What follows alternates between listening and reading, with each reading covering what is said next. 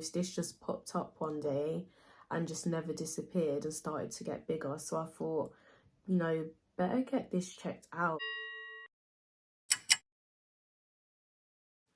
Hello, welcome to my channel. I hope you're all doing really well.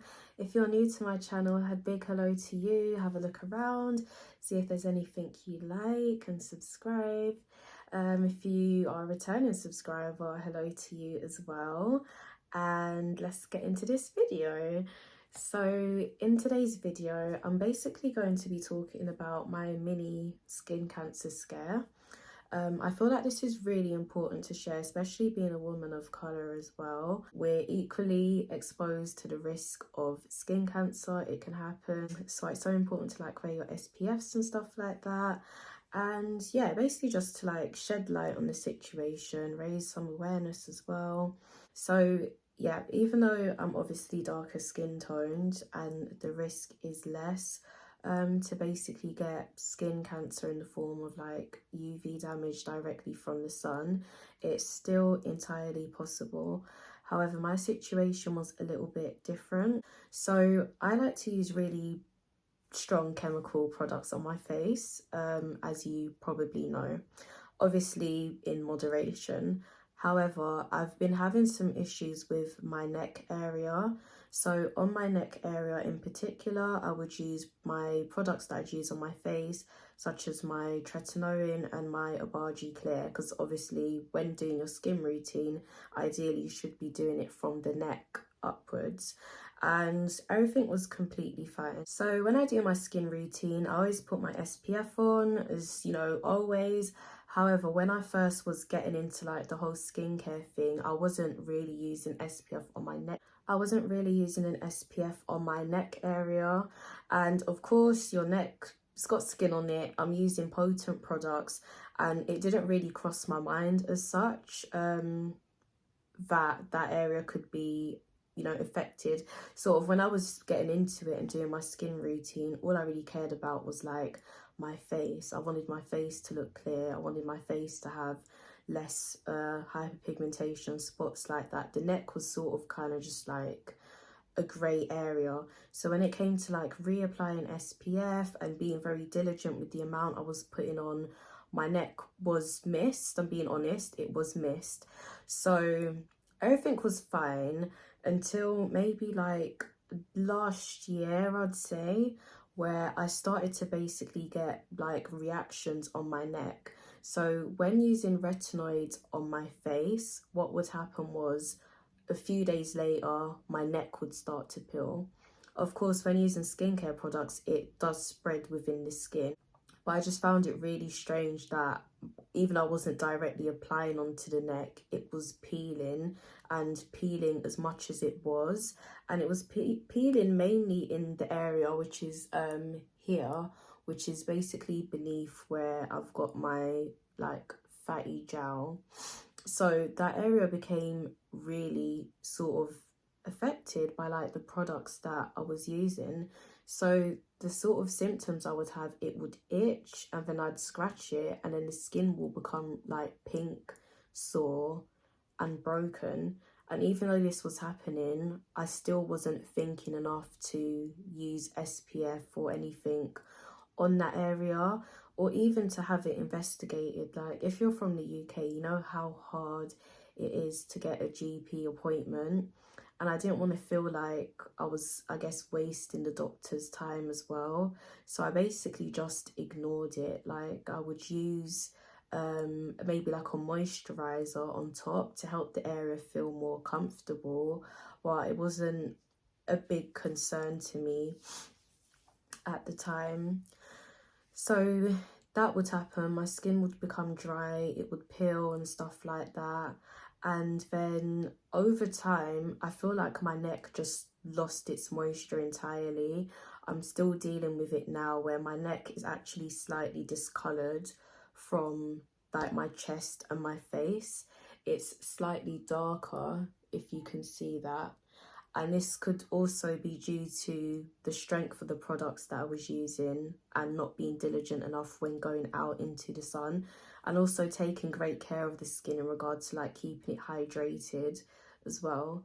So still, I ignored it. So yeah, currently I'm dealing with dryness. It doesn't peel as much anymore because I don't use retinoids that much anymore. I probably use it once a week, if that. I mainly use it if I feel like my skin needs like a bit of a boost, or it looks quite dull or something like that. So it hasn't been peeling much in that sense. But what I do have now is my skin on the neck area is really dry.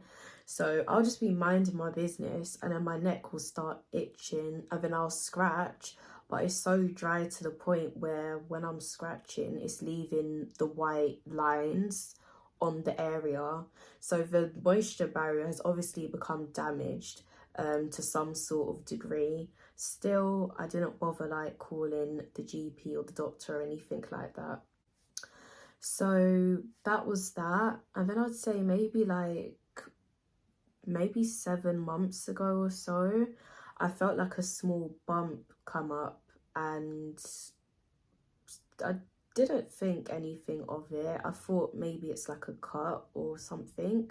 So I actually tried picking it, and don't pick your skin. But even though I was picking it, it still wasn't picking. Like it wouldn't move, it wouldn't budge, it wouldn't pick. So of course it wasn't like a scab or anything like that. That's how I knew it was something different. But I left it for like a few weeks just to see if it would like drop off or go away or something like that, and basically nothing changed. So at this current mark, it's I guess 7 months post now, and I basically took the pledge and I decided to book my doctor's appointment. So I booked the appointment. I got the appointment I think 2 weeks after I called, so not too bad for the UK, I suppose. And I went in and I saw the doctor, and obviously he's like really lovely, really skilled and knowledgeable in what he does. I trust him. So he basically, you know, asked me about this, how long it had been here for. I told him that I was using quite high strength products such as you know, tretinoin when I first started the whole Abaji system. And I mean, he didn't really seem too concerned. He was more interested in where I got the products from. So I obviously told him that. And then once that was sort of clarified, he then had a look at the area. So I don't even know if you can see it on camera, but it's here. It's here. So he had a look at it under like a specialist sort of microscope, and then he basically like calmed my worries and basically told me that it's not a mole, it's not a cancerous growth, it's not a cancerous mole, it's basically a skin tag that has come up. And that basically made me feel really relieved, because you've probably all seen it, you know, cancer scares, you get abnormal moles, abnormal growths and stuff that magically just reappear and start growing in size. And that's what had happened with this. This was smaller before, and over, you know, the period of months, it's slowly started to get bigger, only in the slightest, but it's still growing. And of course, this is an unusual growth for me. I don't get skin tags, I don't get abnormal growths. This just popped up one day and just never disappeared and started to get bigger. So I thought, you know, better get this checked out, like just to be safe. So yeah, that was that. He basically calmed my worries. He said it's fine, it's a skin tag, and basically it can be treated with a cryotherapy treatment. So even though it's really tiny, I just thought might as well, like, so I've been booked in for that. So I'm gonna have it basically frozen off, so I'll tell you guys how that goes as well. And yeah, of course, learning from this experience as well, I've been using SPF on my neck for like the past year and a half anyway. But if you are starting anything major with your skin, SPF, like, don't forget your SPF. Make sure it's a really high strength one, UVA and UVB. protected, SPF 30 plus, and basically just protect your skin, because you don't know like how your skin can react to stuff, and also how the sun can damage your skin as well. And if you do have any unusual moles, growths, skin tags, it's worth just getting it checked out, because you don't know and you don't want it to get worse. And although skin cancer does tend to be highly treatable, it's still a risk, you know. Cancer is scary, so it's worth just getting that checked out, and you know, being reassured basically that everything is okay. And that does go for people of ethnic backgrounds as well. If you're darker skinned like me, it's still a possibility for us. We need to be just very careful, very diligent, and very clued up as well, because it can affect us, you know, equally as so. So yeah, that was just my experience with that I really wanted to like share. So I hope you found this quite informative as well. Do use this as like a catalyst to like check anything that's come up in recent times that maybe shouldn't be there, or is maybe completely abnormal to you. And yeah, share this as well. Let other people know about the possibilities, and I hope you found my experience quite insightful as well.